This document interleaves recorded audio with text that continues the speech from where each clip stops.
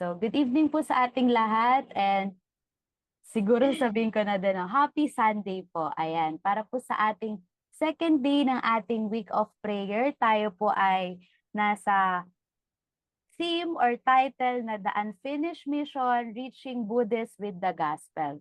So, before we proceed po, invite ko po ang lahat for a short prayer. Let us pray. Dear Heavenly Father, may your Holy Spirit and holy angels be with us tonight, and may your name be praised and glorified. May you speak with our speaker and our fellow friends and families. In Jesus' name we pray. Amen. So ayan po, pagpasensyahan na po natin, nagkaroon po muli tayo ng onting technical difficulties, kaya hindi po natin mailalive sa ating Facebook ang ating Zoom meeting or ang ating Week of Prayer Day 2 ngayong gabi. Pero ito po ay will be uploaded naman po sa ating Facebook. So hopefully ipag-pray po natin na wala na ulit magkaroon na technical difficulties para tayo po ay makaproceed na ng ating pag-share din naman ng ating topics and message ni God sa ating mga Facebook. Ayan. So, medyo malabo pala ang aking screen. Wait lang po. Ayan. So, malabo pa din, pero pwede na. So, nais ko lamang pong pakilala ang ating mga magsisiganap ngayong gabi. So, our program is different sa usual po nating program. Tayo po ay mag-start from our welcome remarks, Sister Leona. And tayo po ay magkakaroon ng praise and worship. Since tayo po ay nasa Zoom, ipa-play na lang po natin to sa ating screen. Then we will be having our scripture reading from Matthew 28 verse 18 to 20. And opening prayer sa pangunguna po ni Sister Jeanette Falik, ang ating pong youth advisor ng DACC. Then special music to be led by Sister Shekinah Alcantara, and the message po ay pagkakaloob po sa atin sa katauhan ni Sister Faye Iparagire. Then tayo po ay magkakaroon ng onting or short reflection and sharing. So I will be sharing the questions po dito sa ating Zoom para magkaroon po kayo ng preparation para sa ating sharing. Then closing song po muli ng ating theme song, which is A Community Transformed, and closing prayer po ng ating speaker na si Sister Faye.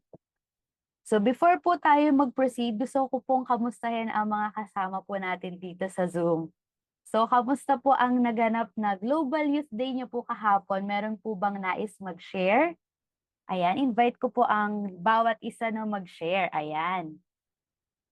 Siguro tatawagin ko ng unang-una si Hazel.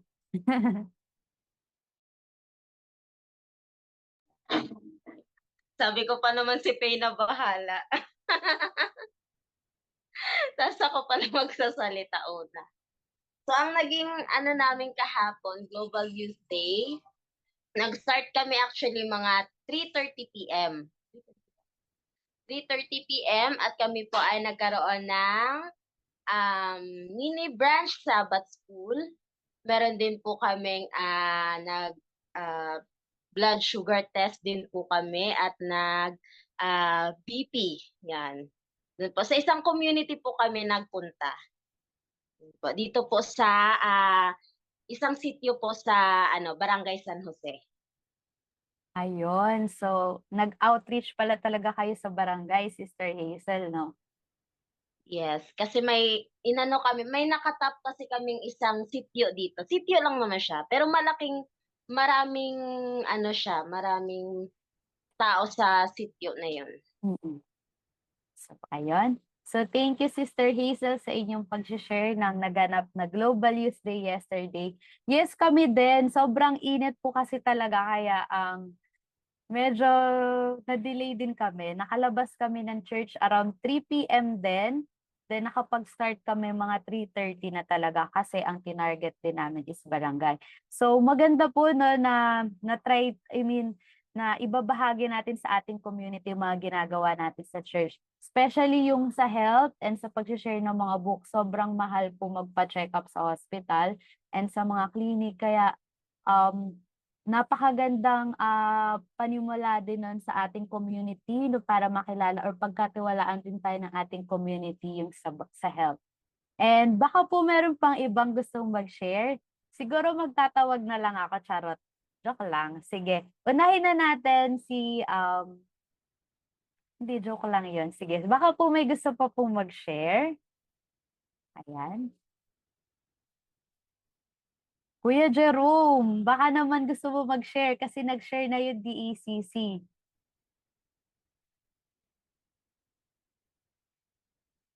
Ayan, so busy pa ata si Kuya Jerome or nahihiya siya.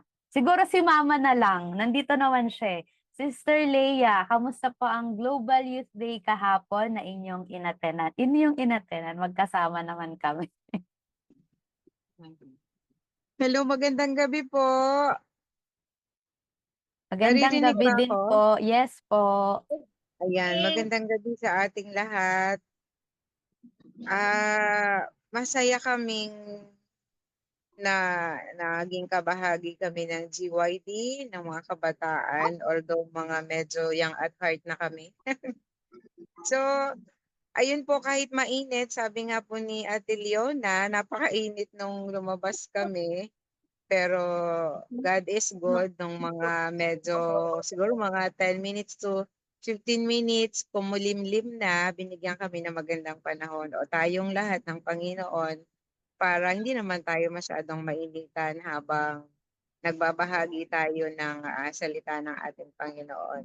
So, meron kaming napuntahan na isang family, na isang malaking tindahan nung i-offer namin yung prayer at saka serenading ay sabi naman niya is okay naman. Kaya lang no kumakanta na kami, parang ginosting kami. Bigla siyang nawala pag nagkakantahan kami. And then tapos nung ini-stop namin yung awit, tapos tinatawag namin siya pero inaccept niya yung books na Pag-asa at saka yung leaflets. So sometimes may mga ganun tayong may experience na parang tinanggap tayo pero iiwanan naman pala tayo. Pero nakakatuwa yung iba nating mga kapatiran, bagamat medyo ko parang minsan kasi 'di ba parang ma-o-open ka pero sabi ng iba, "Tuloy tayo kumanta." So kumanta pa rin kami. Tapos kinalabit namin yung isang tindera, ayaw kaming pansinin. Pero kumanta pa rin kami and then natapos po kami sa pagpi-pray sa kanila. But pagkatapos po noon, masaya kaming umalis sa harapan ng malaking tindahan nila. And then pumasok kami, naglakad pa kami ng medyo kaunti. May napuntahan po kaming maliliit na bahay, as in talagang napakaraming bata. Sobra. So alam natin na kagaya lang din natin sila, mga simpleng pamilya na may mga mahirap na pinagdadaanan sa buhay. Pero napansin po namin nung alokin po namin sila ng Word of God, ng prayers, saka ng serenading, nakangiti po sila na okay po, sabing gano'n. Tapos naglabasan po sila ng bahay nila. Actually, tinanggihan kami doon sa tindahan pero ito naman po, dalawang bahay agad to tapos parang marami nang nakatira doon sa bahay na yon. So, nakakatuwa na sometimes ay tatanggihan tayo pero hindi tayo susuko. The next sa next naman, pag binigyan naman tayo, doble-doble naman yung makikinig ng salita ni Kristo. So ayun, na ipag-pray natin sila and then nag-serenading tayo ng ilang songs. Tapos nag-offer ng health lecture about sa yun nga, health lecture sa kalusugan. Tapos, and then, hiniling natin, saka nahiningi natin yung prayer request nila. Baka may prayer request sila. So, ang isa sa family nila ay may pinagdadaanan. So, may kidney failure yung isang kapamilya nila. Kaya yun yung prayer request nila. And, ayun, nag-take pictures kami sa kanila para naman may remembrance. So, medyo marami talaga sila, tsaka yung mga maliliit na bata. So, we're glad na nakakatuwa lang na ma-experience ng ganong experience na gamat medyo may kainitan, pero may kainitan din kaming tinanggap ng mga taong pinuntahan. So, praise God sa mga ganitong gawain kasama tayo mga kapatid at nagpapasalamat po ako sa Panginoon na nakasama po ako dito. And alam ko, ganun din po kayo. Praise God po. Thank you, Leona Rose. Okay, maraming salamat po, Sister Leah. Sister Leah. Amen po. Ayan. So, marami po talagang nakaka-experience ng rejection. Tuwing nag-GYD parang taon-taon, tinetest yung ano mo, no, na sa rejection, parang ganon. So, pero kahit na ganon, si Jesus Christ nga nun, mismong town niya o yung mismong lugar niya talagang tinanggihan siya. So, sa iba siya nag-minister, pero hindi pa rin siya tumigil. So, ayun po. Maraming salamat po kay Sister Hazel and kay Sister Leah sa kanilang pag-share. So, before naman po na meron pa pong gustong mga mag-share, later po ipapagpatuloy po natin yan. So tayo po ay magpo-proceed na sa ating opening song, which is A Community Transformed, followed by our opening prayer with scripture reading.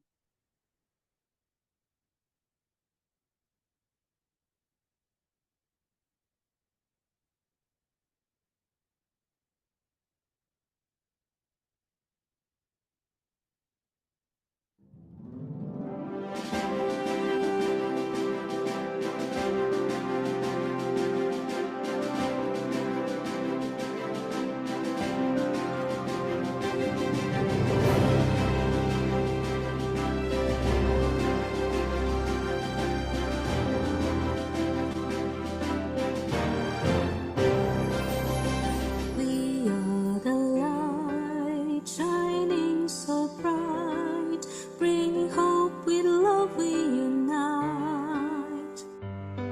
A community transformed, we will rise with faith in our hearts. We reach for the skies.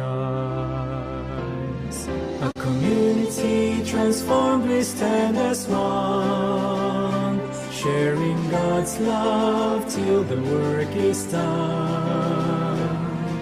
Together we'll build a world that's new, with hearts of compassion. We will make it true.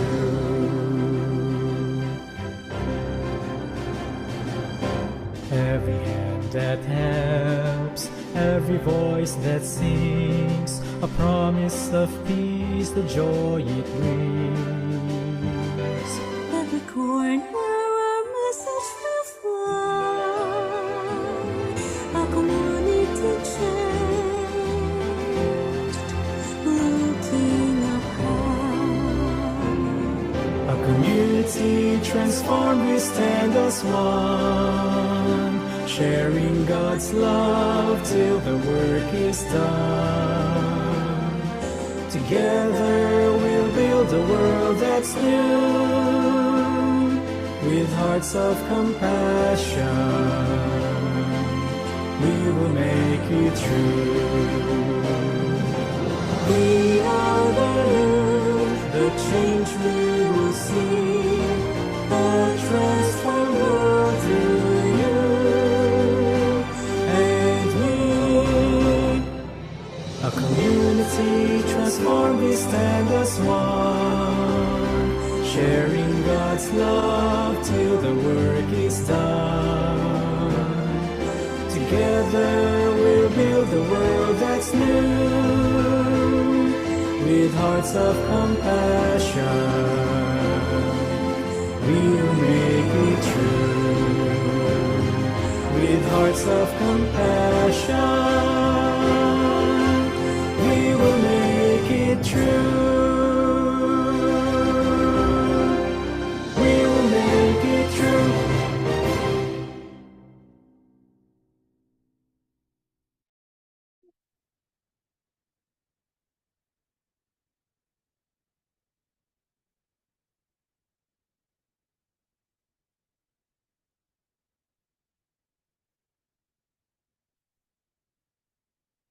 Bago po ang ating opening prayer, babasahin po natin ang ating text for tonight. It's found in Matthew 28, verses 18 to 20. And Jesus came and spake unto them, saying, All power is given unto me in heaven and in earth. Go ye therefore and teach all nations, baptizing them in the name of the Father and of the Son and of the Holy Spirit, teaching them to observe all things whatsoever I have commanded you. And lo, I am with you always, even unto the end of the world. Let's pray. To the very great God, our Savior and Lord, we humbly come before the throne of grace to worship and honor thy holy name. Thou art the only God, worthy of thy praise. This evening, O Lord, we ask for your mercy over us to forgive our sins and iniquities, to create in us a clean heart, O God, and renew a right spirit within us, and convert our inner souls, O Lord. And as we continue this week of prayer for the youth, Lord, may your holy presence be in the present, in the midst of us. Lord. I pray for your wisdom for every one of us, O Lord, that we may understand your words, dear God. And may we bright in this dark world. May we brightness in this dark world. Thank you, Lord, for hearing and answering us evening. We ask this in the name of Jesus Christ. Amen.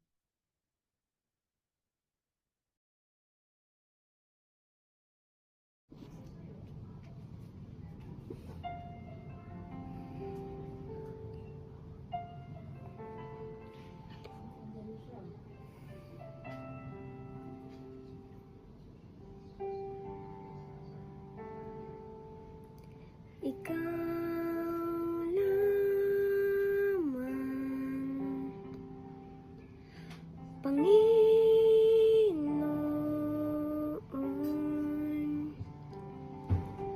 kaagapay, saan man naroon, suliranin man ay dumating.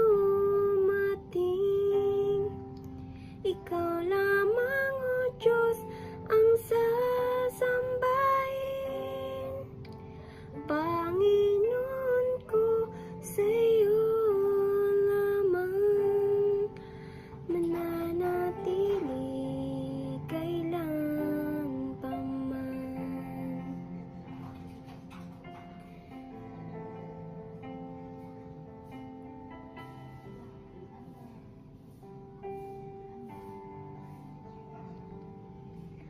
Kapahingahan sa'yo nakamtan, kapangyarihan, ikaw ang pinagmulan. Suliranin man ay dumating, ikaw lamang, O Diyos, ang sasambahin. Panginoon ko, sa iyo lamang mananatili kailan pa man. Suliranin man ay dumating, ikaw lamang, O Diyos, ang sasambahin. Panginoon ko, sa iyo lamang mananatili kailan pa man. Mananatili kailan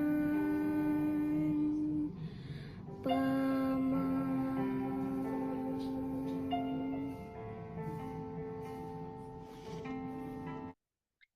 Hello, good evening everyone.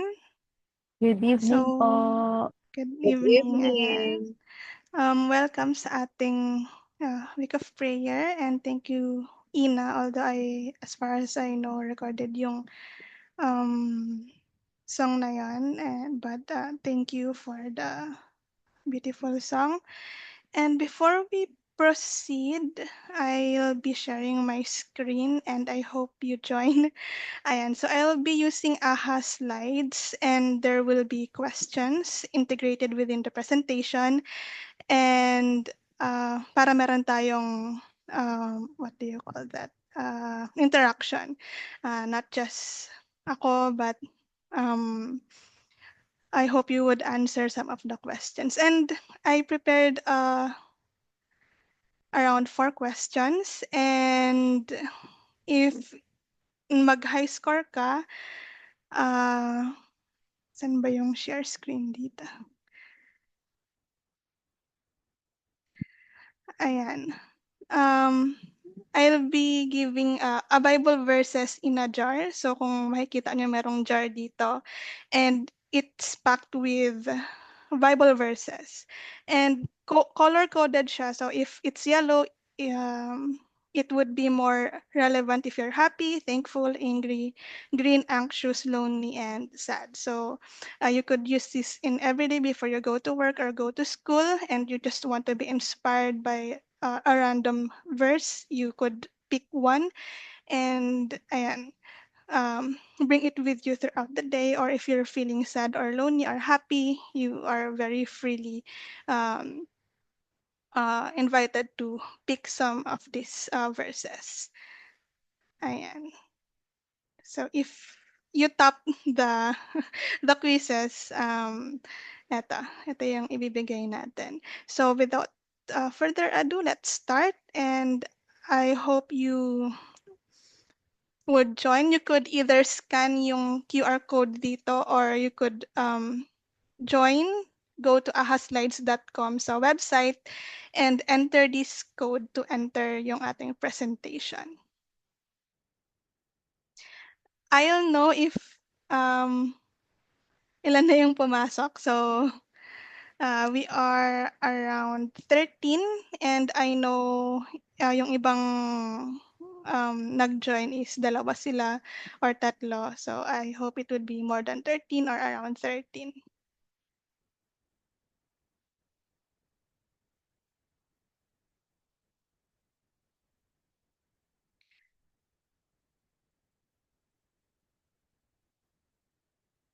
So nandiyan na ba kayo? You could either use your real name or I'm not sure if nag-ask sila ng name nyo, but if that's the case, you could use your own name or name ng pet nyo or code name nyo in whatsoever area. Ayan. Naka-join na ba ang lahat? Can you also send the link, Faye? Di namin nakikita sa screen. Ay, masyado bang maliit?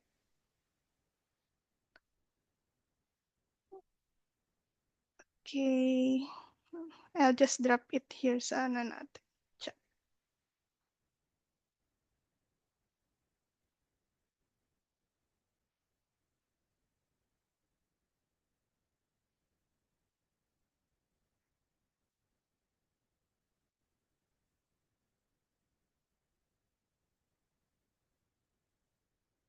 Yan, meron ng isa.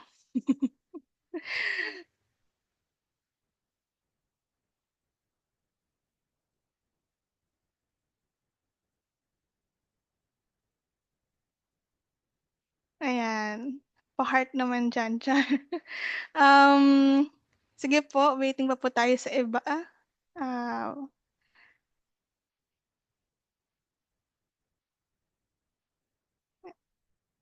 Siguro mga around 8. Sige po, join po kayo. Or si Leona lang yung makaka-receive ng ano, automatically. Ayan, siguro mga 1 minute.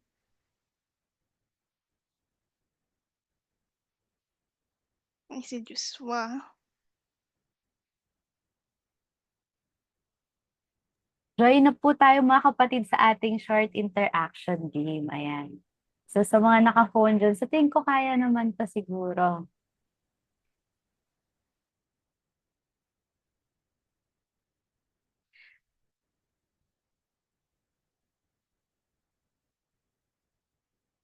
Wow, full name.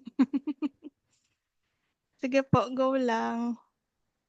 Mga 17. I'm not sure if pwede. Tingin ka pwede naman pumasok during our Faye, kaya mo bang mag-share ng mismong screen mo para nakikita? Ang nakikita ko lang kasi yung sarili ko eh. Ay, ganon, hindi naka-share? Oo, hindi siya nakashare. Ito. Ayan, kita na. Wala. Ayan, yan. Ayan, nakikita na Kaya pala, natin. ibang screen pala yung na-share ko. Oo. Ayan, kaya pala. Ayan, so I hope you can see and drop some Dito si hearts or EJ. likes if you want. Dito din si Mai. Ayan, so join na lang po yung iba. Mag-start na po tayo. Ayan. Just share of your emotion during this time if you want. So let's start. Okay. So we have a quiz for I think if you know that the theme. So which religion is the fourth largest in the world? Christianity, Islam, Hinduism, or Buddhism? We have 15 seconds to answer. Ay, tapos na pala. Ayan, sorry. 15 seconds pala nag-start nung So, we have around 7 answers and ayan, nag-tie up yung Islam, Hinduism, and Buddhism. But the correct answer is Buddhism. So, if alam nyo po yung title natin for tonight's meeting, ito po ay about sa Buddhism. Ayan. So, ang pointing system po is dapat mauna ka rin mag-answer. So, it's not enough na correct yung answer, but dapat mabilis din yung answer natin. So, for our first place, si Chloe. Ayan, congrats. And meron pa tayong susunod. So, the largest religions in the world are as follows. Christianity on the top, approximately around 2.3 billion, and next would be Islam, approximately 1.9 billion followers, Hinduism 1.2 billion, and Buddhism approximately 500 million followers in the world. And ito po yung title natin for this night, and as far as I know, we would be tackling different groups and religions throughout this week of prayer. And for our first night na specific sa groups, it would be around Buddhism. The unfinished mission, reaching Buddhists with the gospel. So as read by Sister Jeanette earlier, yung Matthew 28:18 to 20. All authority has been given to me, and ayon, lo and behold, I am with you always, even to the ends of the world. So this material was prepared by Dr. Kemsey. Hindi ko alam kung paano i-pronounce yung apelyido, but let's just call him si Dr. Kem. So second question. 15 seconds lang to. Which continent has the largest Buddhist population? Asia, Europe, Africa, or South America? 5, 4, 3, 2, 1. Ayan. So, wow, correct lahat. Si Asia. I think you are familiar with this as well. If you have traveled with other Southeast Asian countries, you would observe na ang karamihan ng kanilang religion is Buddhism. And going strong, ito pa ang ating leaderboard. So the largest religions, ba't naulit? Nasaan na ako? Okay. Ayan. So the most conservative Buddhists reside in Southeast Asia, in countries like Cambodia, Laos, Thailand, Myanmar, and Vietnam. In this region, less than 1% of the Buddhists have been reached or have accepted Jesus. Therefore, if this is the percentage, we sa different part pa nung materials ni Dr. Kem, sinabi niya na around 99% of the population of these said countries are Buddhist. So 99%. And only 1% or even less than 1% kasi it's not only Christianity na nag-reach out sa mga countries na to, but different, let's say Islam or Muslim or Hinduism. So the 1% that's not Buddhist is not sure kung Christianity ba siya or other religions pa. And yet, we sometimes convince ourselves that these countries have been sufficiently reached for Christ. So, I'm not sure kung ano yung pinaka-main na goal natin yung pinaka-group of people na pinaka-targeted natin. But sabi dito, we are convinced na these countries parang, na-reach naman na yan, yung mga countries na yan. But that is not the case. So, sa Buddhism, we have 3 branches. Ay, ba't ganon? Nasaan na yung 3 branches? Hindi na lumabas yung 3. Hello, ayan, pindutin pala. Ayan, so ito yung 3 branches ng Buddhism, namely Hinayana, Mahayana, and Vajrayana. Ayan. So yung Hinayana, ito yung most conservative branch and is prevalent in Southeast Asia.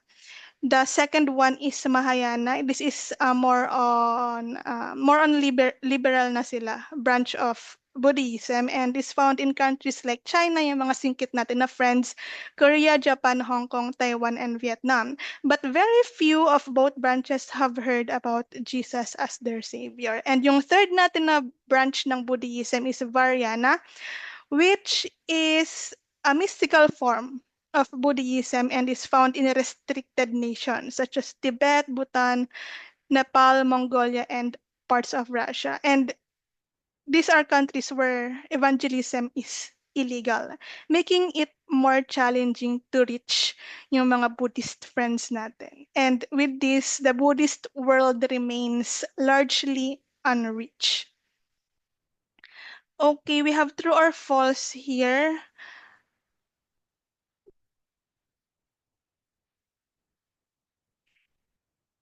Nasaan na yung true or false? Ayan. Wait lang. Ayan, true or false?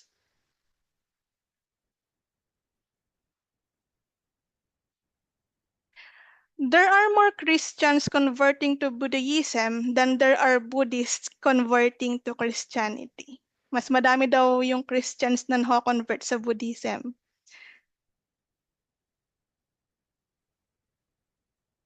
Ayan. Unfortunately, the answer is true. Ay, wow, humabol si Madam. Ayan po, apat. Ayan po ang ating leaderboards. Ayan. Unfortunately, the answer is correct. Sabi po dun sa materials natin, even yung mga Australian and other Europe countries, mas mabilis yung conversion ng Buddhism kaysa sa Christianity. And this reality calls us to action. The harvest is indeed plentiful, but the laborers are few. When Jesus said, "You must go," he wasn't calling us to travel for leisure, but for the mission of spreading the gospel. So, sino po sa inyo yung nakapunta na sa Thailand? So, if nakapunta na po kayo, drop a heart or drop a heart po. So, ako hindi magna-drop ng heart kasi hindi pa ako nakapunta ng Thailand. Ayan. But Thailand is one of the most visited countries in Asia, and it is also a Buddhist country. And kung alam nyo rin po, parang maraming what do you call that? Ladyboy sa Thailand because it is something na acceptable sa Buddhist religion. Ayan. And sabi dito, we are not called to travel for leisure, but for the mission of spreading the gospel. So we should be intentional in terms of reaching them. But, diba, if you have the opportunity to go to Thailand or other Southeast Asian countries and you come across with our Buddhist friend, even it's for leisure kasi we have our current commitments and work, but if we do have the opportunity na makapunta dun sa mga nations na yun, let's grab the opportunity as well to reach out to them, even in the short time that we are there. Sabi dito, so what is holding you back, sabi ni Dr. Kem, from sharing God's love in these countries? If you come to these countries with a heart for mission, you will undoubtedly be blessed. So the urgency, ito po ay isa sa mga um, parang binigyang pansin ni Dr. Kem sa kanyang material. The urgency, kasi sabi nga, naniniwala ba kayo na we are in the last days? So sabi dito, isa sa mga naging, what do you call that, yung ginawa niyang inspiration is yung the return of Israel after the Babylonian exile. And nung dumating sila after nung exile nila sa Babylonian, lahat ng lugar sa Israel ay in ruins, ay ruins talaga, yung bahay nila, yung lupa nila, yung temple, lahat in ruins. But when they went back sa Israel, sa bayan nila sa Israel, the first thing that they have in mind and they did is eto, let me build my own house first and God's house can wait. Sabi ni Dr. Kem, while there is nothing wrong with education, marriage, or building a family, they become wrong when they take priority over the work of God. Ayan. Yung Babylonian po na yun na yung pagdating nila from Babylonian ay galing po sa Haggai 1. And ito po yung mga binanggit doon sa Haggai 1. Binanggit ni God sa kanyang mga sa Israelites. Sabi niya, you have planted much but harvest little. You eat but are not satisfied. So, di ba kapag kumain ka parang I don't know if na-experience niyo to, pero parang ang sama sa pakiramdam. You drink but are still thirsty. You put on clothes but cannot keep warm. Your wages disappear as though you were putting them in pockets filled with holes. So parang in our current state or currently, mas alam natin to as, ano yan, ano nga ba yan? Yung from paycheck to paycheck. Kasi your wages disappear as though you were putting them in pockets filled with holes. So God was showing them that despite all their efforts, they could not prosper because they had neglected Him. So what is good about God is that, okay, sinabi niya yung current situation mo. Parang sinabi niya, ito yung current situation mo, ito yung nangyayari.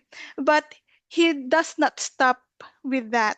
He gives us hope and He gives us promise. So dun din sa same book ng Bible, He dropped the promise. And it is quite the same with Matthew 28 as was read before. And sabi ni God, ng Diyos sa kanila, I am with you, says the Lord. So if God commands us something, hindi siya yung parang boss natin sa work, yung mga nag-work na dyan, na ito gawin mo, ganyan, ito yung due date, gawin mo, in-expect ko na makukuha ko to on the next week, ganyan, or certain dates. But even in the process of doing what has been commanded to us, nandoon yung Panginoon. Hindi lang siya yung tagabigay ng command and tagakuha nung ginawa mo. But He said, I am with you, says the Lord. And when that promise was given to them and that hope was given to them, God sparked the enthusiasm of Zerubbabel, the governor of Judah, and Joshua, the high priest, as well as the enthusiasm of the whole remnant of God's people. And I hope yung promise na yon ay hindi lang yun sinabi dun sa old times. Even in our current time, di ba? Dun sa Matthew 28, that's New Testament. That's just thousands or hundreds of years before our current time. And sabi ng Panginoon, binigyan ako ng power And ito yung command. Reach the people. And sabi niya, this is the promise, I am with you even to the ends of the world, which is the age that's we're in. Diba? We are in the end of the world. And God is with us sa ating pag-agree or pagpunta dun sa command na binigay niya sa atin. So, the turning point. So, when the people shifted their focus back to God's priorities, He renewed His blessing. And He is faithful sa kanyang promises. And it was a reminder that true prosperity comes only when God is placed first. So, okay, if we are okay with that, and we are encouraged to do God's bidding, the question is how? Paano nga ba? We have different platforms in which we could engage or show our interest. We have Thousand Missionary, and I don't know if we have parang point of contact here sa Dasmaji and Bayan if we want to join ministries, specifically for those countries that are mainly Buddhist, but we could approach our leaders as well for this matter. So the question is, wait lang, balik tayo konti. How? So, building God's house, ito sabi ni Dr. Kem, means engaging in mission. Jesus called fishermen to become fishers of men. And sabi niya sa Matthew 4:19, follow me and I will make you fishers of people. So ngayon, the question is how to fish. If we are fishers of men, then the question is how to fish. May experience akong fishing pero parang isang pirasong tilapia lang ata yung na-fish ko. So, ayan. So, of course, we must do preparation. Ayan. So, kailangan mo syempre ng bingwit, ng pamingwit, hindi naman barko, pero bangka. But during my time, kasi sa Sambales yon, lang parang may sapa lang doon sa gilid-gilid. So, hindi na namin kailangan kumuha ng bangka. So, doon lang kami tatayo sa may bato. So, it depends kung ano yung lugar, kung anong fish nyo. And, sorry. And ito, second point is fish never come to us. Ito po yung nasa materials natin. And this is true. Hindi yun katulad ng apple ni Einstein na nahulog na lang, tapos meron ka ng apple a day keeps the doctor away. So, hindi siya ganun. Hindi siya yung law of gravity na mahuhulog na lang sa atin. But fish never come to us. So, we must be intentional in terms of reaching out to others. Sorry. Ayan. Nasaan na yan? Ayan. And the last point is that catching different fish requires different tools and approaches. And this is correct, 'di ba? Kung mamimingwit ka ng tilapia, syempre dun ka sa freshwater. If you are fishing tuna, syempre doon ka sa ocean kasi salt water fish siya. And syempre if sa ocean ka, kailangan mo ng bangka or whatsoever na other approaches or tools. So it really depends. And so if we are reaching to children, iba yung approach natin sa school, sa hospital, or if we are reaching to all people, our tools and approaches would differ. Okay, ito na po yung last question natin. Ano nga ba tong question na to? Matagal to kasi ito yung do's and don'ts sa pag-reach out sa mga friends natin na Buddhist. Do's and don'ts. So, i-categorize natin siya if yung option na ito ay dapat sa do's or itong option na to is dapat sa don'ts. So, just prepare. We have 1 minute para i-categorize tong mga to.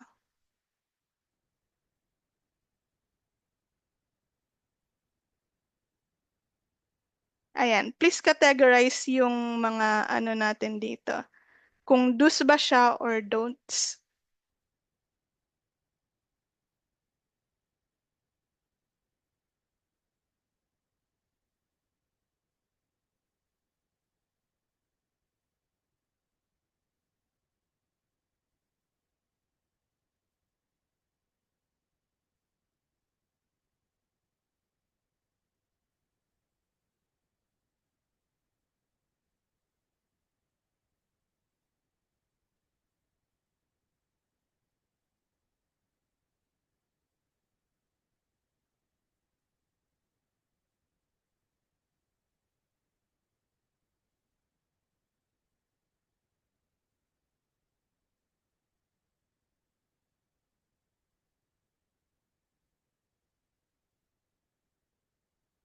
Ayan. So, ang galing naman. Ayan.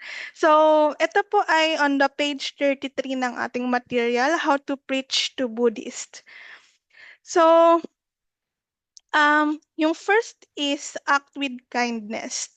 Sabi dito, 'di ba, alam naman natin yung mga Thailand, they are very accommodating and hospitable. And so, madali na rin natin silang i-approach if ever we come across with them. Sabi dito, Buddhists are friendly and value relationships. We could visit their homes, offering small gifts and building friendships and trust grows. So, and when they ask you, why are you so kind? You will have the chance to share your faith. And the second is pray for them. Ito is new para sa akin kasi 'di ba may mga different religions na they would say no if we offer them prayer. But sabi dito, ang mga Buddhist daw ay very open sa prayer. So be open about your faith and offer to pray for their needs. Buddhists don't mind praying to another god. Di ba interesting? But when they experience answers to prayer, kapag naka-experience sila na answer yung prayer nila, they may give their hearts to Jesus. So, sabi dito, when we have seen sick people, ito siguro yung mga karanasan nila, healed and alcoholics delivered through prayer, leading many to baptism. So, nagkaroon daw ng ganun sa ministry siguro ni Dr. Kep. And third is that share your food. Ayan. Sino bang ayaw mabigyan ng food, di ba? Ayan. Sharing meals is a powerful way to connect to Jesus. And ayan. Sabi niya dito ni Dr. Kem, meron daw doon na in one case daw, a woman's cooking skills help plant a church in a Buddhist village. Oh, so if your forte is sharing food, preparing it whatsoever, you could do that if you would go sa mga Buddhist countries and minister to them. And the fourth one is teach English. As you may know sa atin, Filipino talaga yung medyo parang second language talaga yung English. And other Southeast Asian countries are not that proficient in English. So this avenue would greatly help them. And talamak to sa kanila na magkaroon. Parang yung mga, 'di ba, yung mga South Koreans, we have English Language Center here sa 1,000 missionary na campus.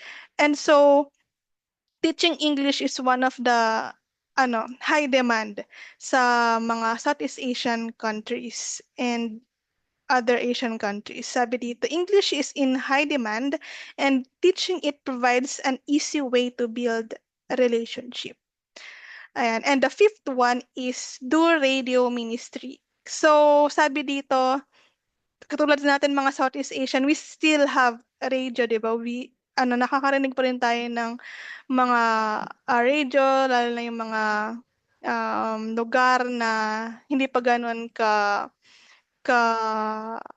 modernized. And sabi dito, radio seems outdated, but in our region, sa region natin sa Southeast Asia, sa Asia, sa Philippines, it's still effective. And sabi dito, ito ay galing kay Dr. Kem, sabi niya dito, these simple methods are working in Northeast Thailand, where the population is 100% Buddhist and all you need is willingness is a willingness to come and help. And we are approaching the close of this of tonight's sharing. We have the call, and we have the promise with us that God will be with us, and the practical ways in which we could reach our Buddhist friends, and we are approaching sa ating conclusion.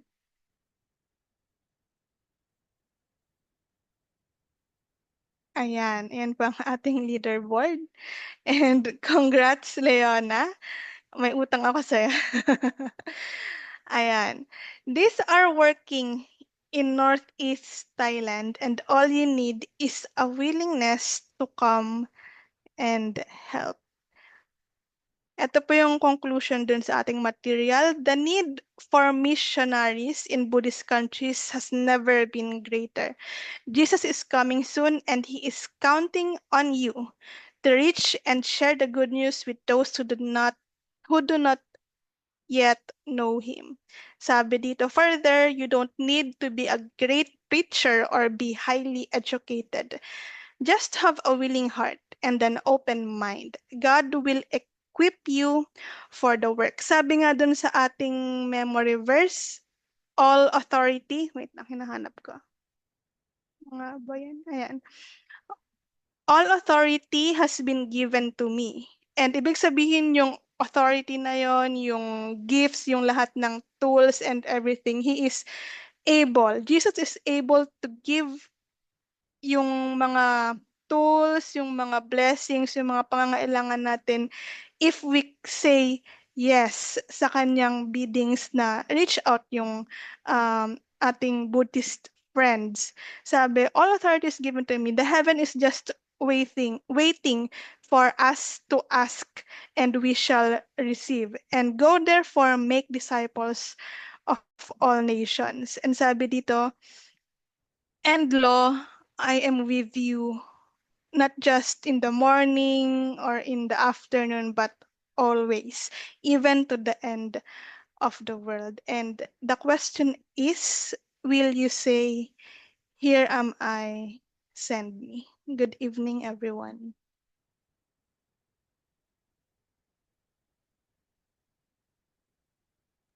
Okay, thank you very much, Sister Faye. Amen. Amen po ba, mga kapatid? Amen. Amen. So yan. Maraming salamat po sa napakagandang mensahe at napaka-interactive. Ang saya pala no, habang nakikinig ka ng preacher or ng sermon, may interaction na game. Lalo na kung Zoom din naman yung gagawin natin. So, ang gandang idea, Sister Faye. So, thank you very much sa napaka interactive nating presentation at napakaganda ng mga message, mga kapatid. Wait lang, inaayos ko lang tong screen ko. Ayan. So, before po tayo mag-proceed sa ating discussion, gusto ko lang din mag-share, and kung meron po kayong gustong i-share, pwede po tayo mag-share. So, naalala ko nung Malaysia kami, meron kaming nasamahan na group of Adventist din sila, pero, Adventist pala kami lahat doon. Meron kaming nasamahan na Pinoy. Tapos, sa Thailand sila nag-work. And true enough po yung sinasabi dito sa ating material sa Thailand, sobrang dami pong Buddhist. And karamihan po talaga sa kanila is respectful naman, pero hindi sila Christian, pero sobrang respectful nila sa culture ng iba. And so, sobrang open nila. Kaya nga po mga kapatid, yung mga transgender, mga friends nating part ng LGBTQA+, is madalas silang mag-travel sa Thailand because marami pong people doon na hindi sila ginajudge. So, sobrang respectful nila kahit na Buddhist country sila. And even sa mga Christian, sobrang respectful din nila. And yung nasamahan nga po namin, sabi nila, isa sa way para talaga makapag-minister sa mga Thailanders, syempre yung mga Buddhist, is maging teacher. So, kasi yung mga students, yung mga parents, nire-respect nila yung teacher kahit against yun sa belief nila. Parang mas madali sa kanilang i-accept since teacher yon, mataas yung pagtingin nila sa mga teachers. And yun nga po, baka po sa ating kalagitnaan, may gusto pa pong mag-share before we proceed sa ating question and answer. And napakaganda po ng ating, hindi pala question and answer, mali yun, mali yun. Discussion pala, ayan. So napakaganda po ng ating message, tinuruan tayo doon na tama nga, kaya tayo nag-outreach sa community kasi hindi lumalapit yung isda. So actually, kumbaga pagka, di ba, nasa water ka, tapos magulo yung tubig. Tawag doon, maalon yung tubig, yung mga isda, wala sila doon. Pero pag meron kang nilagay na food or ng bread or whatsoever na pagkain ng isda, is lalapitan ka nila. So, ganun din po sa atin mga kapatid. Kailangan nating magbigay ng mensahe sa kanila and kailangan nating pumunta kung nasaan sila. Hindi naman yung isda yung lalapit sa pampang eh. Kundi tayo yung pupunta dun sa middle ng ocean or sa sea. So yun po, baka po meron pong magustong mag-share. Ayan, marami pong nag-chat sa ating chat box dito sa Zoom. Amen. May natutunan po kami, Sister Faye. Ayan. Praise God po. And praise God, Sister Faye, as per Brother Joshua naman. So siguro kung wala na, may mag-share po ba? Please raise your hand. Tarot. Ayan. So, if wala na po, tayo po ay magpo-proceed sa ating questions. And short discussion and reflection lang naman po ito. Hindi ko alam kung paano ko i-share itong question. Siguro, share ko na lang tong file. Okay, wait lang po. Share ko lang tong screen, mga kapatid. Babasa naman namin. Okay, sige. Nabasa niyo po ba sa ating chat box? So, Opo. isa-send ko na lang po ulit para sa mga kaka-enter lang po. Ayan, kasama natin ang head elder ng Dasma G Church. Nandito rin po si Brother Gary. Welcome po. Good evening, Kuya Gary. So, isa-send ko po ulit dito para mabasa po. So, ang ating unang question po, discussion questions. What are some reasons why many of us hesitate to answer the call to spread the gospel to Buddhist nations? And how can we overcome these barriers? So, ayan. Ito, nakikita niyo po yung screen. And para hindi na po kayo mahirapan maghanap. Okay. Sige po. Baka po may nais pa pong mag-share. Ano daw po yung reason bakit tayong mga Christian is nahihiya po tayong mag-reach out or mag-share ng gospel, mag-spread ng gospel sa other Buddhist nations. Gaya po ng na-share ni Sister Faye kanina, nasa Asia po tayo mga kapatid and yet, ano ba yun? Tama ba yung sasabihin ko? Yung 1% pa lang ng Buddhist yung mga nare-reach natin, even na nasa same continent tayo. So, ano po yung makagagawa natin na sa tingin nyo is para ma-overcome natin itong barriers na to? Pwede nyo pong i-chat dito sa ating chat box kung nahihiya po kayong mag-open ng mic. Ayan. Siguro po, ako na, sige, unahin ko na. Siguro sa akin nahihiya ako kasi hindi ko personally alam yung belief nila in a way na yung parang kumbaga sa atin may 28 fundamental beliefs tayo and part doon is yung Sabbath. So siguro sa bagay na yun, doon ako unaware ako sa bagay na yun. So parang hindi ko pa kayang mag-share.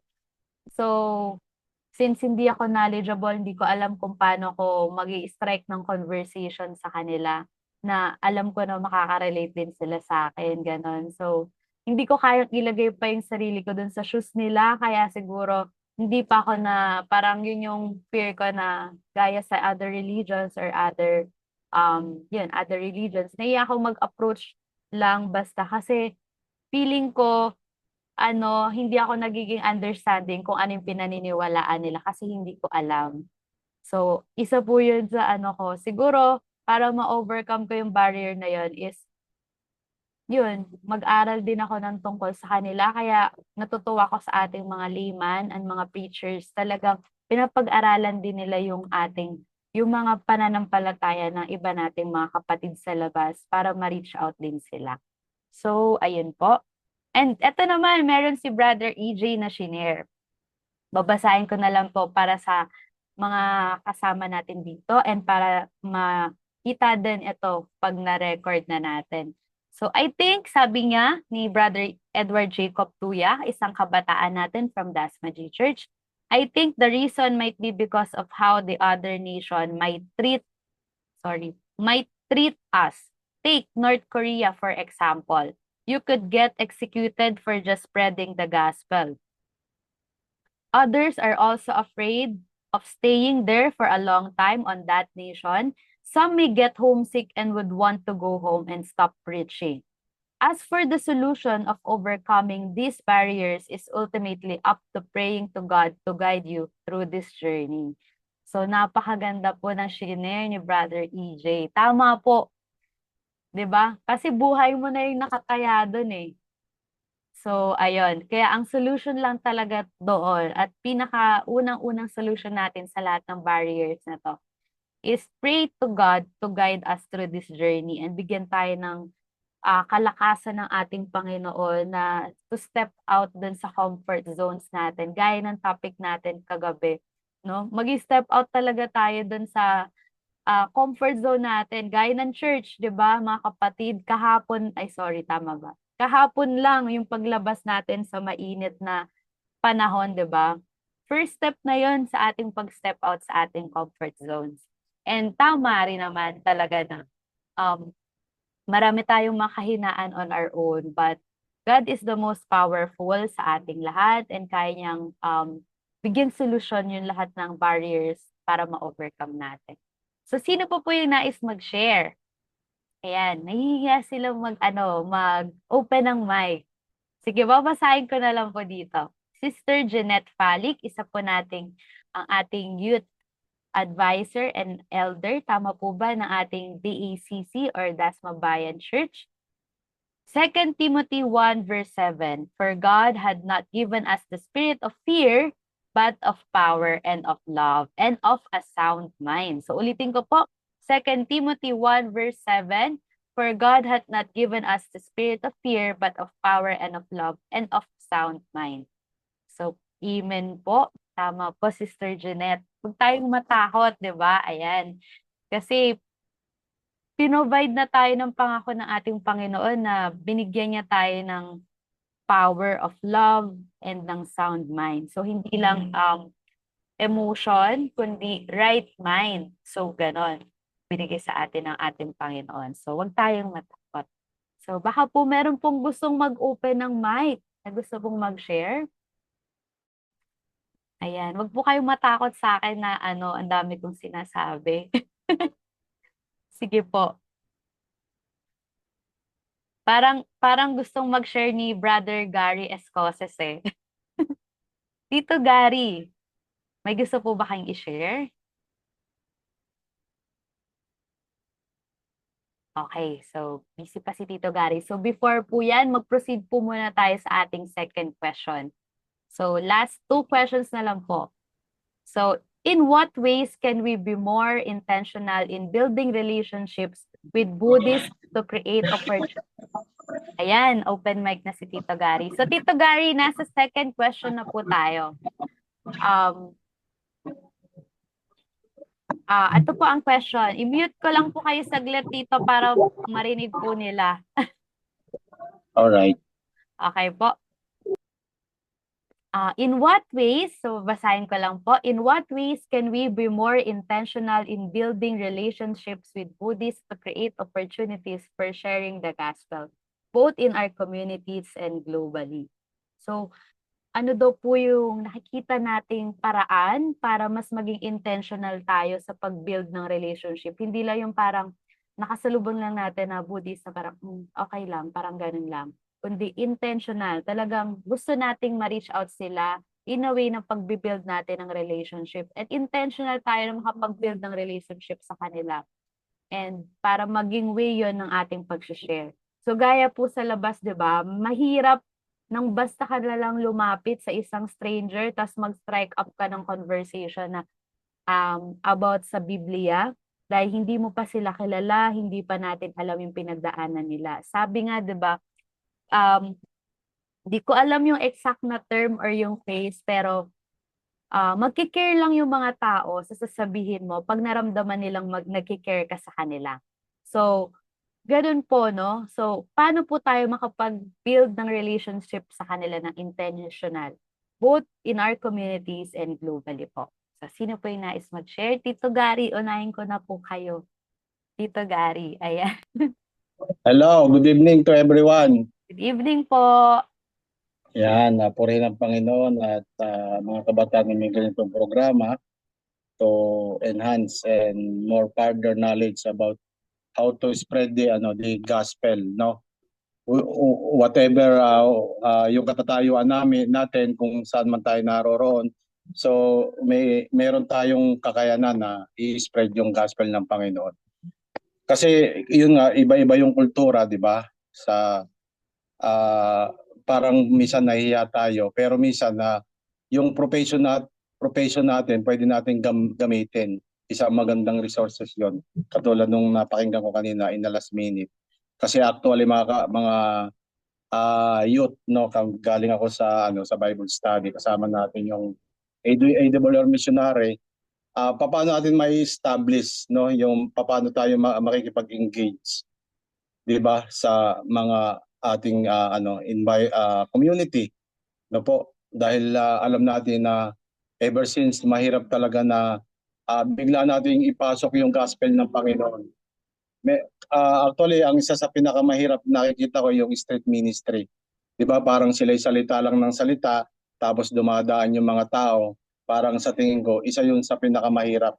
Which is na kailangan talaga natin yung result na kung paano natin sila ma-reach out. No? So maraming kaparaanan. Pero ang the best way, yung true friendship muna. Kasi pagka minsan kasi, halimbawa, in-invite lang natin sila sa evangelism, sama kayo sa amin, ganun. Tapos siyempre meron kayong pagkakakilanlan pero hindi pa yung ganun katibay. Ano yan kasi meron kayong friendship, pero pagka hindi few days, ilang araw, hindi sila tumutuloy based sa ating experience sa ating evangelism. Yun namang iba, ganun pa rin friendship, tapos ang the best way, magkaroon ng yung magandang friendship, tapos kumbaga man to man o magkakanda ka talaga ng Bible study. So yun ang the best way na pamamaraan. Kaya nga meron tayong care group na tinatawag, tapos mag-ano ng Bible study kasi doon na mapapag-aralan at malilinawan sila kasi face to face yun na nagpapahayag ka ng salita ng Panginoon Doon marami silang tanong na pwede mong masagot. Kasi ang natin minsan mga youth, no, di ba, hindi tayo equipped na anong ko, kasi yung iba sa inyo wala pang experience sa Bible study. Hindi pa ganun kalawak yung natin. So through prayer at saka yung commitment natin sa Panginoon, tayo ay makakapag-reach out sa pamamagitan ng Bible study. Dahil naniniwala tayo na hindi naman tayo nangangaral para sila i-convert talaga natin sa ating pananampalataya. Kundi ang gagawa po noon mga youth ay ang banal na espiritu. Siya talagang magkukonvince sa tao na siya ay umanib sa ating pananampalataya. Bilang tayo mga anak ng Panginoon, so kailangan natin masabi natin sa mga mga kaibigan natin, mga mahal sa buhay natin, yung pananampalataya na ibinigay na ating Panginoon sa atin. Kailangan natin yung ma-spread para wala tayong pananagutan sa darating na panahon pagdating na ating Panginoon na tayo susumbatan bakit hindi tayo nakapag-reach out sa mga tao, hindi natin ginawa yung ating kakayanan na tayo mag-Bible study. Yun, kasi mismong kapitbahay natin, sila talaga mismo ang sabi, ay ikaw pala Brother Gary, kapitbahay lang kita, bakit hindi mo sinabi yung katotohanan? So in the first place, mga kapatid, so mahirap, no? Kaya kailangan talagang naandoon yung natin, yung working environment doon sa place natin na paano natin sila i-encourage paano magkakaroon ng friendship. Tapos yun doon, tuloy-tuloy na tayo makapag-Bible study. Kung hindi man sila tumanggap o tumanggap man sila, at least ginawa natin yung ating responsibility para sila ma-reach out. At sa panahon naman na tayo ay katulad kanina, meron din akong interest, no,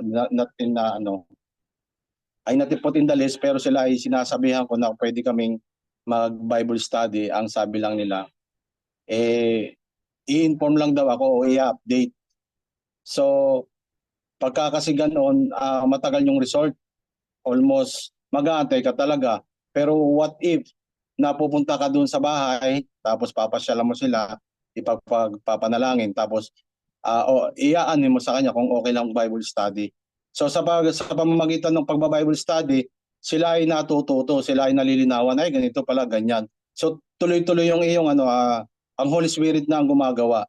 So naandun yung tumitibay sila, marami silang nalalaman. Kasi yung evangelism, iba kasi yung evangelism, di ba?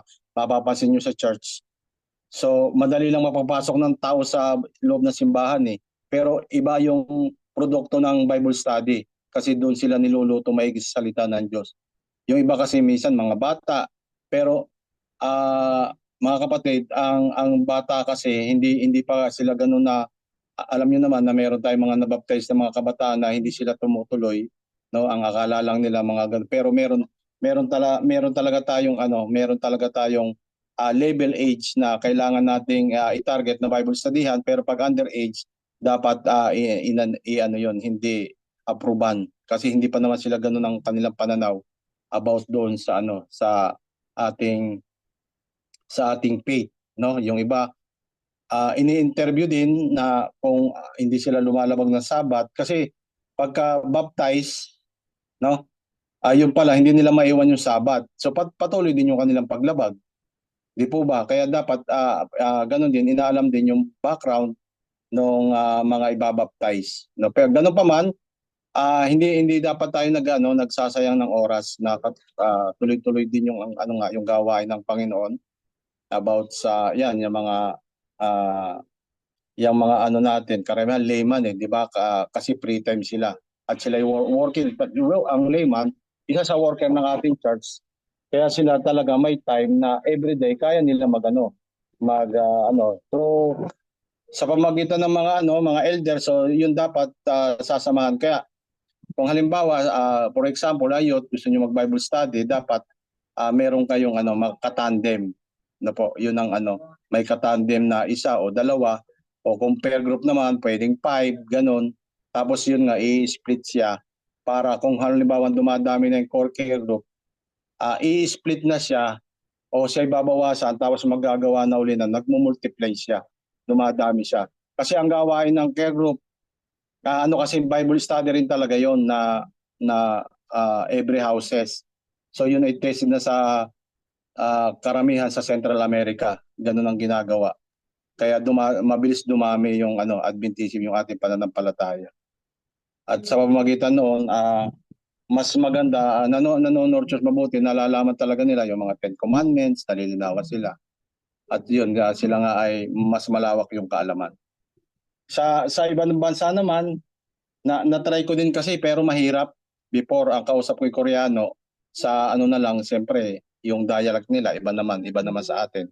Once na time ko, pero sa mga kasamahan ko, na madali kasi kapwa Pilipino, madali lang magbahagi ng salita ng Panginoon. Depende, basta ikaw ay palaging mong i-share yung gospel ng Panginoon, about sa kautusan niya, normally yun lang naman about sa second coming ng Panginoon. Yung mga light na message lang para sa kanila kasi hindi naman agad pag tayo prophecy kagad, hindi naman sila ganun kalawak yung kaalaman. So yun lang mga minor lang muna, mga basic na kailangan nating inform sa kanila. So kahit saan naman pwede tayo mag-share ng gospel ng Panginoon. Lalo na ngayon, kompleto naman tayo sa sa mga gadget, no? Dapat ang ating mga gadget equipped ng mga kumari meron kayong mga slide ganun, o kaya merong Bible, tapos yung rin Ellen G. White, meron din tayong mga references. So madali lang naman mag-share ng gospel ng Panginoon. Importante, kahit saan tayong workplace natin o saan tayong lugar, so halimbawa kumakain o nag-ano, ipakikita nyo din sa mga friends, no, mga co-worker natin, mga schoolmate natin, yung talagang salita ng Panginoon, na which is na hindi tinuturo sa ibang religion. So yun lamang po. Thank you. Okay, thank you po, Tito Gary. So tama po yun, no? Para makapag-build din talaga tayo ng intentional na relationship. Unang-una is yung pinakamalapit sa atin. Then, saka tayo sa community. So maraming salamat po, Tito Gary, sa inyo pong pag-share. Tayo po ay dadako na sa ating third question. How can we as a church mobilize young adults to engage in missions, especially in areas like Southeast Asia, where the need is urgent? So sa tingin niyo mga kapatid, gaya ng ating na-discuss dito sa ating questions at yun din naman sa i-share ni Sister Faye sa ating week of prayer, paano tayo bilang mga young adults, mga young at hearts, mga pathfinder, mga adventurer, makakapag-engage sa ating mission, especially in areas like Southeast Asia, where the need is urgent. So ito medyo mas mabigat siya sa atin no? Kasi kumbaga sa isang church, yung church mo, yung pinapas-target niya sa'yo is yung around na nung sa area mo, yung nandun ka na. Kasi nandun ka na kumbaga paano siya? Kumbaga sa ibang continents kasi like Central America, Africa, medyo malayo sila ng onti sa Southeast Asia, pero tayo mga Pinoy, nandito na tayo sa Southeast Asia. So paano tayo as a church i-mobilize ng ating mga kabataan na mag-engage sa mission? So siguro yung unang i-share ko lang is sobrang na ngayon techie na lahat ngayon. Karamihan ng people nagko-communicate na sila through social media and even nga dun sa ating mga social media networking sites, sa mga account natin like Facebook, YouTube, Instagram, random people are there na nababasa natin yung comments nila and nababasa natin yung mga POV nila even sa Reddit. Ayan. So, titingin lang tayo for me siguro, hahanap tayo ng right platform kung saan tayo mag-share. So, we have Twitter, yung X ngayon. We have Facebook, YouTube, Instagram. Pwede nating immobilize yung mga platform na yon para mag-engage tayo sa mission. Especially sa mga serious, sa mga conversations natin sa kanila na makikita nila tayo bilang Christian. Kasi karamihan dyan, since hindi naman nila tayo kilala personally, di ba? Even tayo, hindi natin sila kilala personally. Ang dali-daling magsalita ng hindi maganda. And lalong mas madaling magsalita ng mabuti. So, instead of sharing negativity or sharing just our thoughts, maybe we can share God's love. Minsan nga randomly, mga kapatid, share ko lang, no? Facebook ako, mahilig kasi kung manood di naman mahilig manood. Pag nagfe-Facebook ako, madalas ginagawa ko is, ewan ko kung ganito din kayo, sa Reels kayo. Tapos yung feed ko sa Reels, medyo, more on comedy siya, ganyan. Pusa, minsan naman comedy. And mostly dun sa mga nasa Reels ko are foreign pages. So, minsan may makikita akong may comments doon about parang random lang, may Bible verses. Doon ko minsan maalala ko, ay, na pala, anong petsa na hindi pa ako natutulog, magpe-pray. Baka nito mamaya pag antok na ako, di na ako makapag-pray. So, nakakatawa minsan nakakakonsensya kasi, ganyan. Pero nakakatawa kasi at least, di ba, may nag-share, kahit na parang awkward siya or parang ang naman ito, bakit dito siya nag-share ng ganyan. Pero hindi kasi natin alam yung pagkilos sa kanya ng Holy Spirit na mag-share siya sa platform na yun. And for me, ayun, gamitin natin yung mga accounts natin to share. Then, if we have friends abroad, and nagkaroon tayo ng new friends, especially sa ating mga kabataan, marami tayong nagiging friends sa social media. Kahit di pa natin sila na-meet personally, sa mga laro, ewan ko kung meron dito sa atin nag-i-stream ng mga games and nagjo-join din ng mga streaming ng games. So meron tayong nagiging friends. So even yung kung paano tayo makisalamuha sa kanila, they will find it different. So doon makapag-strike tayo ng conversation. Hindi natin alam yung kausap pala natin is atheist pala siya, Buddhist pala siya, or sabihin natin Taoism or Hinduism pala yung religion niya. We don't know. So mas maganda na lagi tayong magpakita at maging ilaw sa kanila. So sino po yung nais mag-share? So mag-extend lang po tayo ng onting time, 9:12, siguro before 9:30 since late po tayo nakapag-start due to technical problems. Ayan. Sino ba dito yung may mga friends na hindi sila Pinoy or Pinoy man sila pero nasa ibang countries? Ayan. So tingin niyo po, ayan, how can we as a church mobilize young adults? Sister Leia, baka gusto niyo pong mag-share. Ayan.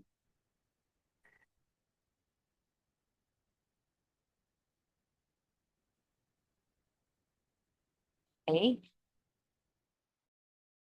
So habang hihintay natin si Sister Leia, baka nag-isip pa siya ng i-share niya. Sister Lisa, how can we as a church mobilize young adults? So since tayo pa rin naman ay nasa Southeast Asia, so wala tayo dun sa specific countries na maraming Buddhist, bilang kabataan and bilang student din, how can we as a church mobilize young adults to engage in missions? Baka may nais kang i-share.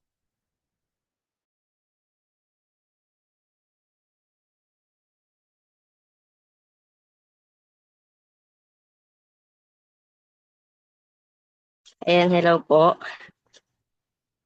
Hello, Ayan. Chiki. Ano po, sa akin po, pares lang po tayo ng naisip Ate Rone kasi nga po yun, di ba? Social media. Pero siguro po, kung hindi naman po social media, siguro po kung meron man po dito tayo makakilala na personal, siguro po yung mga engaging activities po, ganun. Like, kung meron po tayong mga activities sa church, katulad po ng ginagawa natin, pwede po nating, wait lang po, parang mali po yung, ayun, so yung tanong po is paano natin may encourage yung mga kabataan natin sa mission. So for me po, yun nga, kung hindi po yung social media, gagawa po tayong mga activity na encouraging, yung exciting po, like hindi po mawawala yung parang hindi po nakakatamad. Like minsan po kasi meron tayong isip na kapag may ginagawa tayong activity sa church, like napapagod na ako, may gagawin pa ako. May mga ganong isip po. Pero kung isi-stay po natin yung isang activity na makakatulong sa mga kabataan na makakahila sa mga kabataan na magstay, gagawin po natin tong exciting, yung wala pong mga OP, lahat po ay welcome. May mga games po siguro na may matututunan na makakapagsabi ng, uy, ang saya, next time ulit. Parang mga ganun po. So yun po yung naiisip ko for me. Gawin po nating encouraging, exciting, at yun po. Hey, thank you, Chiki. So, napakaganda ng suggestion. So, gaya nga po dito, no? Amen po, tama po, Brother Jerome. So, gaya po ng ginawa ni Sister Faye ngayong lecture natin, di ba? Parang nahook ka doon kasi may laro eh. So, parang, parang something new. So, tama po yun. Gaya nga po nung sa message na po, we need to, alamin natin yung different ways to fish. Hindi lahat ng isda is pare-parehas ng way or ng gagamitin natin, kundi iba-iba. So, thank you po, Sister Chiki. So, since si Kuya Jerome nag-amen, Kuya Jerome, baka may nais kang i-share. Ayan.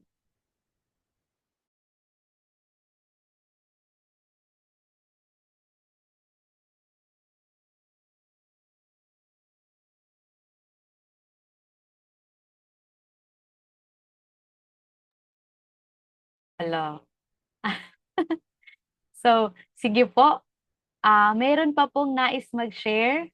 Ayan. Tatawagin ko na lang. Ayan, si Tito Garin.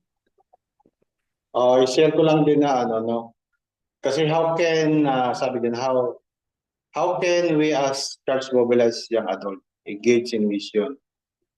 So Southeast Asia, dito po sa maaring pumunta ka ng Korea o Japan, no? Southeast Asia or mga neighbor na bansa. Kasi katulad kasi ng ano, di ba meron tayong 1,000 missionary. No? Kasi sila from Korea, nagtatransfer sila dito sa atin at pumupunta sila sa mga iba-ibang bahagi ng bansa. So, yun ang isang mabisang paraan na para tayo ay gamitin, no, mga young adult natin sa gawain paglilingkod. Ganon din ang ano, in local, pagdating in local region, ang mga kabataan, lalo na yung mga nakatapos ng high school o kaya college, mas pinipili nila na sila naman ay maging missionary to reach out the people, no. At ito ang kanilang gawain, ito yung yung three angels message according to sa Revelation, na sila nagpapagamit sa gawain paglilingkod, na kahit na ang pinupunta nila yung mga bundok, di ba? Makikita natin, di ba, pag sila ay napupunta doon sa isang lugar, mag-ano sila, mangangaral sila, magkakandak sila ng Bible study. Then within 6 months, so doon na ano yung tao, di ba? May mga mababaptize. Tapos sila na rin yung magde-decide na magkaroon ng church. So sa mga ano kasi sa mga remote area o pagsabihin natin sa mga probinsya o mga bundok na lugar. So naano kasi meron sila mga resources, no. Pag doon sila nag-outreach at tinutukan nila, so nagtatayo sila ng building, maliit na kapilya. Parang ganun yung ni Sister Primrose, di ba, na kung naano nyo before, na si Denin Bayon, na sila ay nag-out pagkatapos ng gumraduate, di ba, nag-missionary siya. Tapos nakikita ko, tapos nanawisit siya sa iglesia natin dahil inano pa nga ako ni Mami Lenny nung buhay pa, na kung pwede tumulong doon sa house of worship nila doon sa kabundukan. So mga kapatid, no, sa ganung paraan, no, parang ang sarap ng pakiramdam na ikaw ikabahagi doon sa ganung gawain. At before you engage kung baga ka magsimula, mag-start ng iyong buhay, unahin mo yung Panginoon. Kung baga pag nakatapos ka, na parang ang sarap na kasi ako naman kasi hindi ganun yung sa akin, yung hindi ako dumating sa sitwasyon na ganun, sa sitwasyon na ganun. Pero meron mga akong na-encounter na after graduation, sila ay naglingkod muna sa Panginoon bilang pasasalamat. Kahit itong si Erwin, no, yung ng IWR natin, di ba? Actually, after ng kontrata niya, after ng siya mag-missionary dito sa atin, siya ay pumunta ng Langkaan, tapos doon sa Humayaw. After that, doon sila sa Naik, no. Pero inano ko kay Pastor na sana kay Pastor Cano na may mabigyan din tayo ng missionary para sa para sa pag-reach out. Yun mga kapatid. So before siya na mag-engage sa pagka-pastor, so siya ay nag-start na mangaral, no, sa bahay-bahay. Sa makatuwid mga kapatid, wala siyang pinipiling time, wala siyang pinipiling bahay, wala siyang pinipiling panahon, mainit man o ano. So nandun yung kanyang nandun yung kanyang encouragement, nandun yung kanyang dedicated sa Panginoon na makapag-evangelize before mag-engage sa pastor. Kasi maganda rin kasi sa kanya dahil working ground experience niya, hindi rin siya mahihirapan pag naandun na siya sa level ng pagiging theologian niya o pag-aaral. So kahit anong career, no, na papasukin natin, mas maganda para sa akin na mas i-prioritize natin ng Panginoon para mapasaya natin siya, no? Mapasaya natin ng Panginoon. Iba kasi ang feeling, pag masaya ka, masaya rin ng Panginoon, di ba? Yun naman ang natin ang aim din natin na paano natin pasasayain ng Panginoon. So sa pamamagitan noon, mga kapatid, marami rin tayong matututunan. Maano rin tayo, manunurture, tapos magmamature din tayo. Di ba? Kahit dumating sa ating mga pagsubok, siyempre kaya natin kasi alam natin kasama ang Panginoon, then nakapag-spread pa tayo ng gospel. At sa tatahakin natin sa tatahakin natin future, so hindi tayo mag-aalilangan kasi parang din yan yung kay Daniel di ba? Yung mga kasama niya na 4 na lalaki, di ba? Nagpagamit din muna siya sa Panginoon Then after that na sila sinubok, na sila hindi sila lumukod sa hari na mismo, hindi sila gumiba up. So ganun kasi ang ng buhay, ang takbo ng buhay natin. Na hanggang sa wakas, ang magtiyaga ay siya maliligtas at at the same time, hindi give up. Di po ba? Sige po at yun lamang. Thank you. Okay, thank you very much po, Tito Gary. So, tama po yun. So, tayo po ay, meron pa pong gustong mag-share sa ating kalagitnaan? Okay. Ibibigay ako ng siguro few seconds kung may mag-release ng hand. Sister Leah, nais pong mag-share? Sister Leah, or nag-amen ka lang yan? Hello po, kasi hindi ko narinig kanina yung tanong, pero yan pa rin ba yung tanong? Ang tanong po is, how can we as a church mobilize young adults to engage in missions, especially in areas like Southeast Asia, where the need is urgent? Ako kasi sa experience ko, naalala ko nung bago akong Adventist, bagong balik ako sa Adventista. So, na-meet ko si Pastor Lagunera, and then sinama kami sa training ng Master Guide hanggang sa na-invest kami. And then, pati yung mga anak ko, mga kabataan, pamangkin ko. So, ginoin ko sa training ng Master Guide. So, kagaya ng ginagawa natin, ngayon, meron tayong adventurer, meron tayong mga training na adventurer, tsaka pathfinder, ambassador. So, yan, napakagandang training yan. So, simula yan para ma-mobilize yung ating mga kabataan. And then, pag handa na sila, pwede na sila gamitin sa mga gawain kahit sa iba't ibang bansa.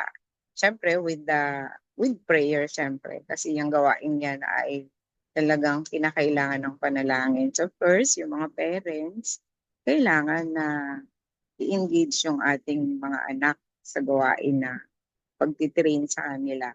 Suportahan yung mga ganitong gawain na pathfinding, adventure, ano pa yung mga young adult na activities yan. Kasi dyan ako nag-start kahit na parang baguhan ako. Medyo may edad na nga ako nung masali ako ng Master Guide. 2 kami. Nagtsaga naman si Papa na kahit noon Hindi hatid sundo kayo. Maliit pa lang sila Khalil, sila Kuya JR, and then ikaw nga. So, at saka si Ate Joy, ang ibang kabataan ng Victoria. At sa ganyan nag-start yan. Ngayon, nagagamit na sila sa iba't ibang gawain. And then yung iba nga, nasa Cavite Mission na ba, di ba?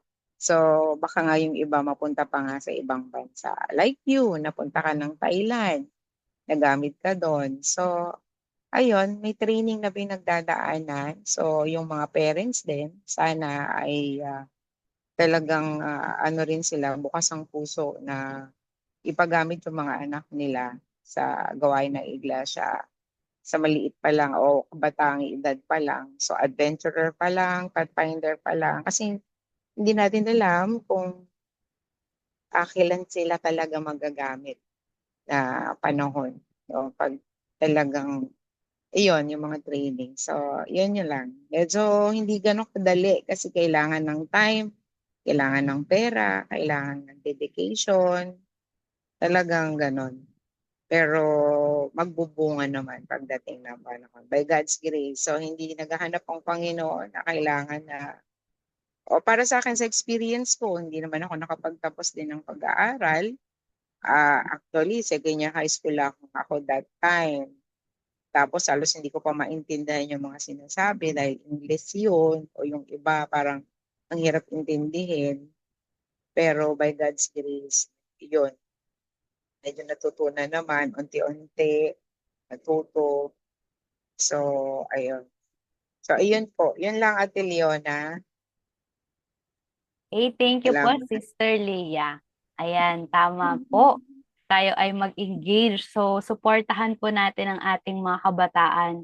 So, gaya nga po ng shinare ni Sister Faye kanina, ang results po talaga, hindi yan biglaan na gusto natin may immediate agad na results. So, talagang kailangan natin maghanda. Gaya po ng pag nangingisda, di ba? Hindi naman tayo pupunta lang agad doon para mag-fish. Kailangan natin i-check yung bangka, tignan natin kung sino makakasama natin kasi kailangan mo ng kapalitan pag pagod ka na kasi middle of the night sila nag-fish. Ano yung mga gagamitin? So isa po doon, hindi naman ikaw pwedeng basta mangisda nang hindi ka rin handa sa pangingisda. So tama po yun para ma-mobilize po natin ating mga kabataan. Sa batang edad pa lang ay supportahan na po natin. So tayo po ay maging kahit na minsan nagkakamali ang mga youth at ang mga maliliit na bata, it's part of learning and part of growing. So, wag po natin i-judge ang bawat isa or ang ating mga kabataan. Kung meron tayong mga failures, kami may mga failures, kundi i-support pa rin natin and i-encourage. So, siguro po, meron pa po bang gustong mag-share before we end? Ayan, so tayo po ay dumadako na sa baka pagod na kayo kasi may pasok pa bukas. Anyways, sige mga kapatid, meron pa po tayong remaining 6 days ng ating week of prayer na pwede tayong mag-sharing. So, magtatapos na po tayo ng ating sharing. Kung meron pong gusto pong mag-share, please raise your hands. At gamitin tong oras na to para wag niyo na po palagpasin. Ayan. Okay? Meron pa po. So siguro kung wala na po, ayan, kinilose ko na muna ang ating share screen. Tayo po ay magpo-proceed na sa ating closing. Tayo po ay magkakaroon ng closing song which is our theme song, A Community Transformed. Then followed by our opening prayer, closing prayer po ni Sister Faye. Ayan. So, pakinggan po natin at sabayan ang ating theme song, A Community Transformed.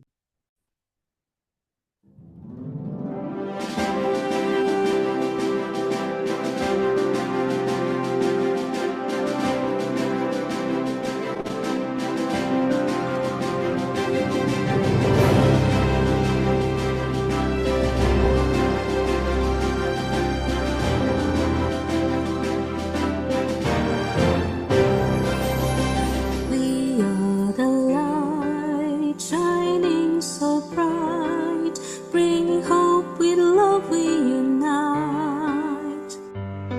A community transformed we will rise, with faith in our hearts, we reach for the skies. A community transformed we stand as one, sharing God's love till the work is done. Together we'll build a world that's new, with hearts of compassion, we will make it true.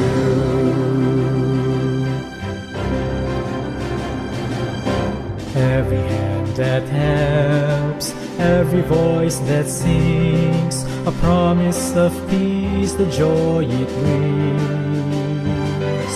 Every corner our message will fly, a community changed, looking up high. A community transformed, we stand as one, sharing God's love till the work is done.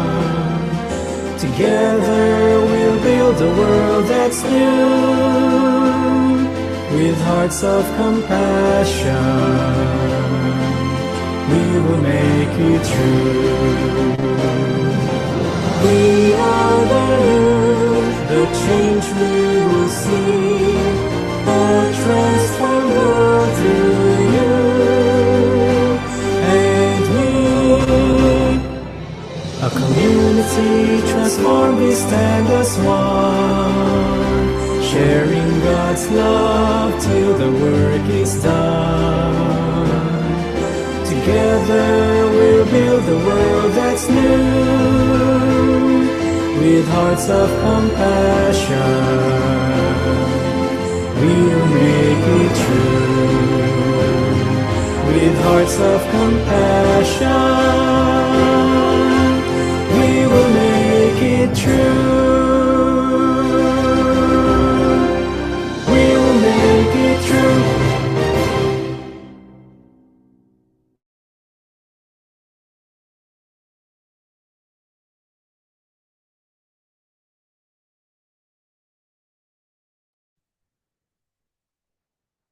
Let's pray. Our Heavenly Father, we just want to thank you for reminding us that there are certain groups of people that are unreached at this very moment, O Lord, specifically the Buddhist people, O Lord. You know our circumstances and our decisions, O Lord, and we commit these things to you. We thank you for the promise that you are before us, beside us, and behind us in this mission, O Lord. We thank you for the promise that you will be with us even unto the end of the world, and help us, O Lord, and remind us that we may sow, others may reap, but you give the increase. Let us not forget that we do these things not because we can, not because we want to, but because first we have experienced your love and we want to share it with others. May we never forget and lose sight of what is really important in this mission, O Lord, and that is you. We thank you for this moment where we could learn a lot of things and learn about the unreached side of the population and help us to make decisions in terms of serving you in these areas, O Lord, the 1040 window of the world.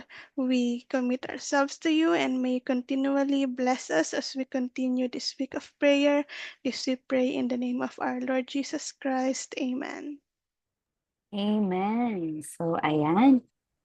Amen. Amen. Thank you, everyone. Maraming salamat po sa lahat ng nag-join ng ating second day na ating week of prayer. Ayan.